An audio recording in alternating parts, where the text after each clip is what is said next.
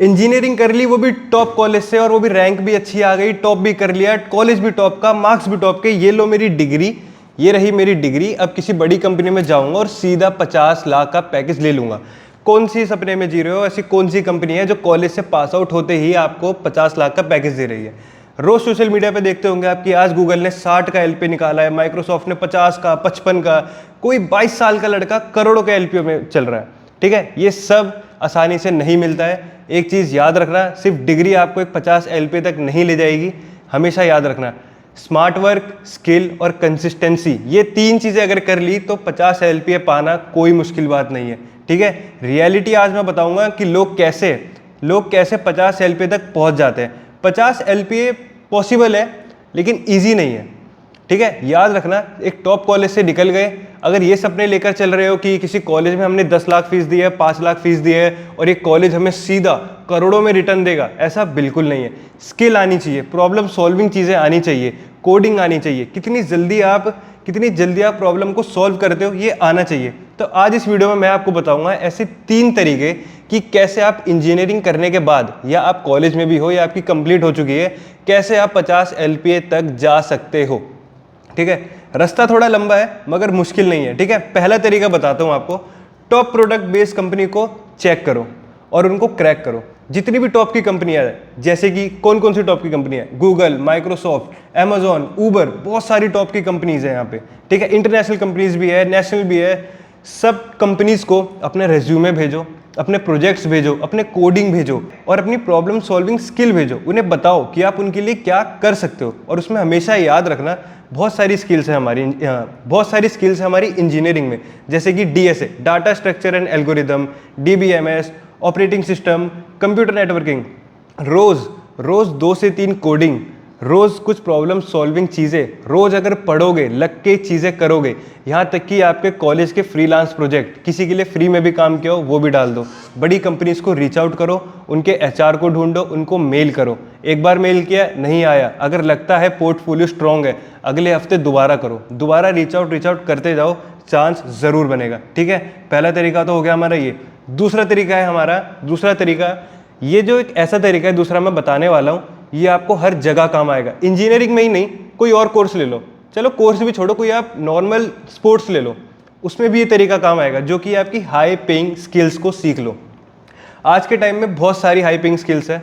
आज के टाइम में सिर्फ स्किल्स ही मैटर करता है। बहुत लोग हैं जो डिग्री ले रहे हैं लेकिन स्किल्स नहीं आती, नहीं मिल रही उन्हें जॉब, 10 से 15 हज़ार के महीने की जॉब लेके बैठे हैं बस, है ना। अगर स्किल्स आती है तो सीखो, एआई सीखो, क्लाउड कंप्यूटिंग सीखो, साइबर सिक्योरिटी सीखो, डाटा इंजीनियरिंग सीखो। अगर ये स्किल्स आती है तो कोई नहीं रोक सकता 50 एलपीए तक जाने के लिए।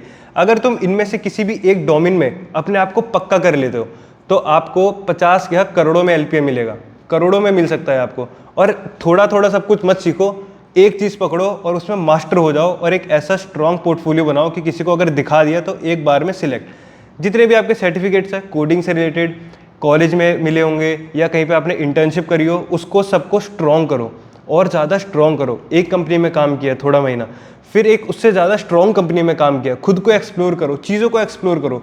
जितनी जल्दी प्रॉब्लम को सॉल्व करना सीखोगे, कंपनीज हमेशा याद रखना यही देखती है कि कौन इंजीनियर कितनी जल्दी प्रॉब्लम सॉल्व कर रहा है, टैकल कर रहा है। ठीक है, तीसरा तरीका बहुत आसान है, अगर ये मिल गया एक बार तो समझ लो लाइफ सेट है।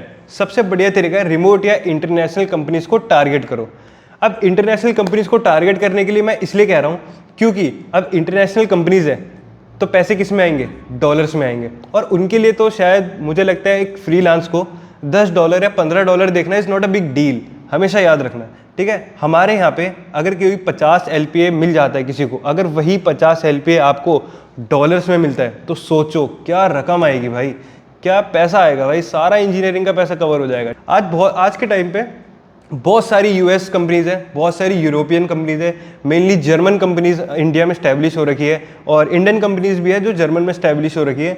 इनमें अप्लाई करो, इन कंपनीज को ढूंढो, इनको अपना रेज्यूमे भेजो, इनको रीच आउट करो और हो सके तो जैसे कि लिंक्डइन पे जाके इन कंपनीज को ढूंढो, इनके एचआर को ढूंढो, इनसे कनेक्शन बनाओ, अपनी थोड़ी अप्रोच लगाओ, उन्हें एक फॉर्मल तरीके से अप्रोच करो कि आप किस तरह से उनके काम आ सकते हैं और अपनी स्ट्रॉन्ग चीज़ों को पहले हाईलाइट करो, जैसे कि प्रॉब्लम सॉल्विंग, कोडिंग। जितनी स्ट्रॉन्ग आपकी कोडिंग होगी, जितना क्विक आपका काम होगा, उतना जल्दी आपको ये सब मिल सकता है, ठीक है।